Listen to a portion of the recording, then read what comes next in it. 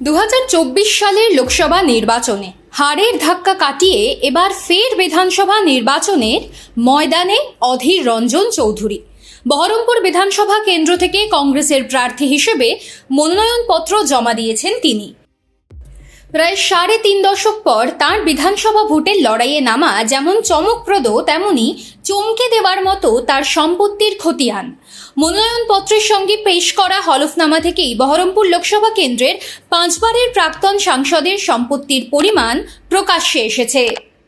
সম্পত্তির হিসেবের বাইরে আরেকটি নজরকাড়া তথ্য হল, সংসদে দীর্ঘদিন হিন্দি এবং ইংরেজিতে স্বচ্ছন্দে বক্তৃতা করলেও অধীর পড়াশোনা করেছেন 9ম শ্রেণী পর্যন্ত। নির্বাচনী হলফনামায় অধীর জানিয়েছেন তার হাতে রয়েছে নগদ 94,500 টাকা, আর তার স্ত্রী অতসী চৌধুরীর কাছে রয়েছে 7,25,000 টাকা। অধীরের 4টি ব্যাংক অ্যাকাউন্টে রয়েছে মোট 6,42,611 টাকা। পাশাপাশি 8,15,705 টাকার SBI ফোলিও মিউচুয়াল ফান্ড রয়েছে তার। 3 লক্ষ টাকার জীবন বীমা পলিসি রয়েছে, আর রয়েছে একটি 22,27,000 টাকার গাড়ি, সেই সঙ্গে 27,60,000 টাকার সোনার গয়না। সব মিলিয়ে অস্থাবর সম্পত্তির অঙ্ক 48,40,602 টাকা। অন্যদিকে 2টি bank account, SBI folio mutual fund, জীবন বীমা পলিসি, একটি 2,79,000 টাকার গাড়ি এবং 1,74,000 টাকার গহনা সহ অতসীর মোট অস্থাবর সম্পত্তির অঙ্ক 1,27,89,934 টাকা। কংগ্রেসের সিনিয়র নেতা অধীরের দেওয়া তথ্য অনুযায়ী তার স্থাবর ও অস্থাবর মিলিয়ে মোট সম্পত্তির পরিমাণ 7,20,00,000 টাকার বেশি। তার হলফনামা বলছে স্থাবর সম্পত্তির অর্থমূল্য 6,73,15,500 টাকা এবং অস্থাবর সম্পত্তির পরিমাণ 48,40,602 টাকা।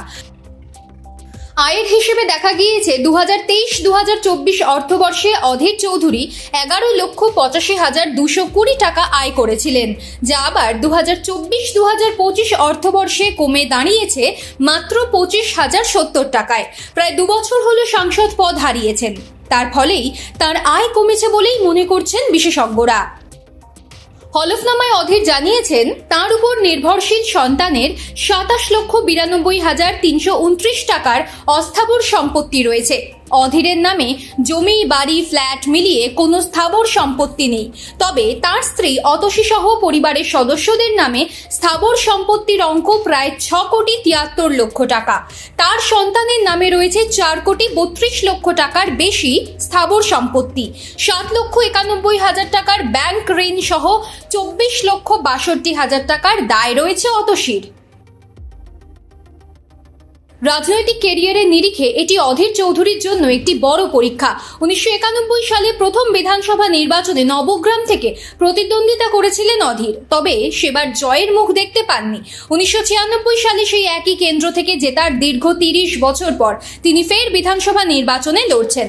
1999 সাল থেকে টানা 5 বার লোকসভায় জিতেছেন, পেয়েছেন কেন্দ্রীয় রেল প্রতিমন্ত্রী, লোকসভায় কংগ্রেসের দলনেতা, প্রদেশ কংগ্রেসের সভাপতি পদের মতো গুরু দায়িত্ব।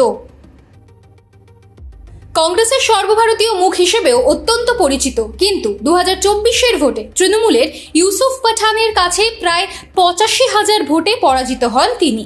এবার তাই পরিষদীয় রাজনীতির মূল স্রোতে ফিরতে নিজের খাসতালুক বহরমপুর বিধানসভা কেন্দ্র থেকে বিধানসভায় ফেরার লড়াইয়ে নেমেছেন বর্ষীয়ান এই কংগ্রেস নেতা।